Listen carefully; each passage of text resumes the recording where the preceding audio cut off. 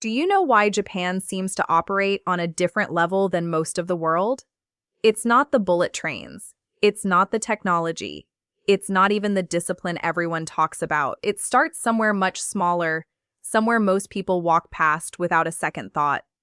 The front door. Let's run a quick experiment. Picture two homes. In the first one, the door opens and you see shoes scattered everywhere, some upside down, some piled on top of each other. A mess that nobody planned but everyone contributed to. Now picture the second home. Same door, same entryway, but this time every pair of shoes sits neatly in place, aligned, intentional. Be honest. Which home makes you want to step inside? Strange, isn't it? You haven't seen the living room. You haven't seen the kitchen. You've seen 3 square feet of tile, and your brain has already made a judgment about the entire house, and maybe even about the people who live there. In Japan, this small space by the door has a name. Genkan. But Genkan isn't just where shoes come off. It's the boundary between the chaos of the outside world and the calm of home. And here's where the real difference between our habits and Japan's habits begins. Not in some grand philosophy, but in 10 seconds most of us never think twice about. In most homes outside Japan, the entryway is treated as an afterthought. Shoes come off wherever they land. Bags get dropped the second the door closes. Jackets end up over the nearest chair instead of a hook. It's not laziness exactly, it's just that nobody ever taught us the entrance mattered. In Japan, it's the opposite. Many households place their shoes facing the door, toes pointed outward, ready to be stepped into the moment you need to leave again. Just 10 seconds of thought when you take them off. But that same 10 seconds, repeated every single day for years, starts training something deeper than tidiness. It trains your brain to think one step ahead, to leave things prepared rather than leaving things behind. A Japanese designer once said the first step into a home is the first impression of that home's energy. Think about what that means for the two versions of us. One version walks in, kicks off their shoes, and moves on without a second thought. The other pauses, just briefly, and leaves the entrance a little more ready for tomorrow than it was today. Neither person is doing anything dramatic. Neither is more intelligent or more successful in that exact moment. But one of them is quietly practicing order, 10 seconds at a time, while the other is quietly practicing carelessness without even realizing it. Here's a question most of us have never asked ourselves. What do you do when nobody's watching and nobody will ever know? Not the version of you at a dinner party being polite for an audience. The version of you at 11 p.m. alone, exhausted, standing in your own entryway. That's Genkan's real test. Nobody hands out a reward for lining up your shoes at midnight. Nobody's grading whether you put your keys on the hook or left them on the floor. And that's exactly the point. In Japan, there's an old belief that a person who handles the tasks nobody is watching with real care can be trusted with the responsibilities everybody is watching. It's the same principle behind something surprising.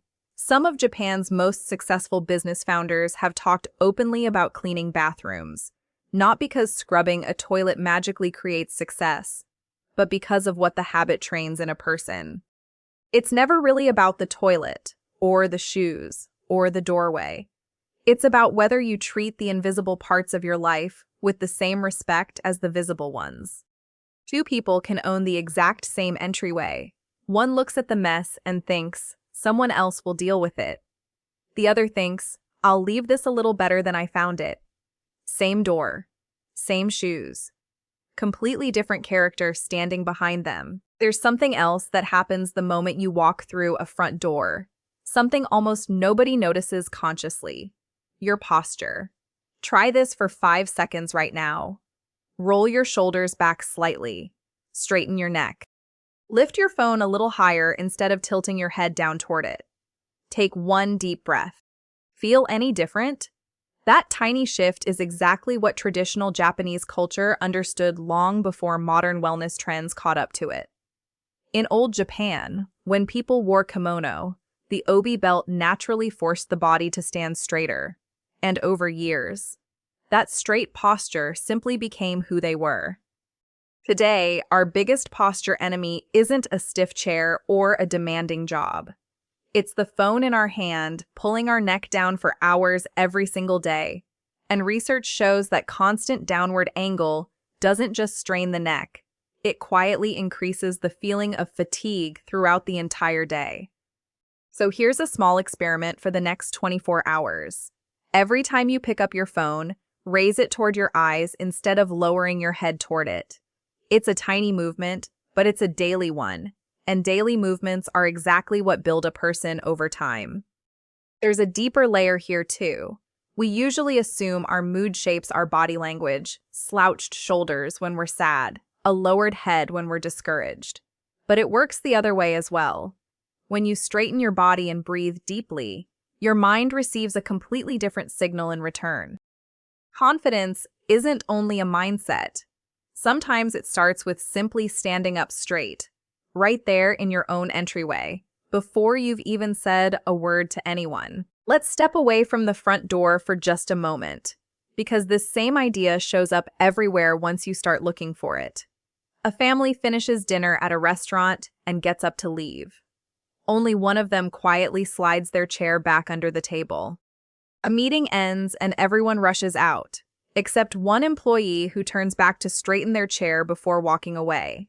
A child stands up in class, and instead of leaving the chair pulled out for the next student to deal with, pushes it in first. 2 seconds. That's all it costs. But it makes life a little easier for the next person, every single time.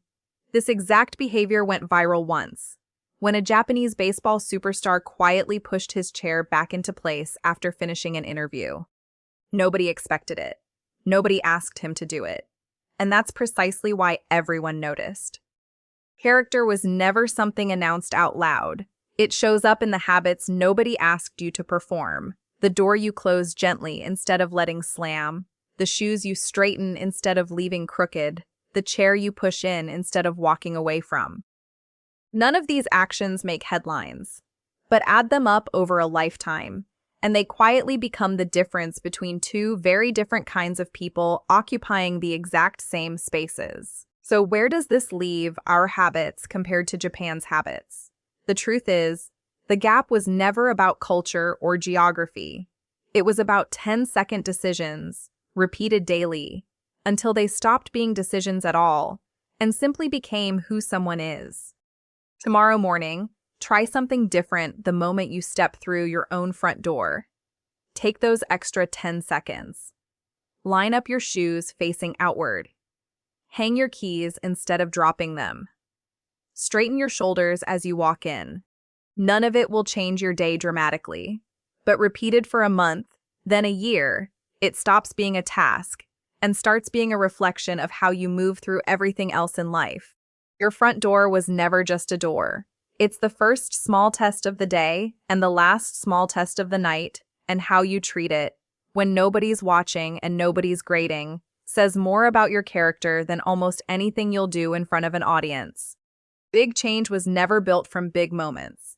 It was built from thousands of tiny decisions like this one, made quietly, every single day, starting at the exact place where the outside world ends and your home begins.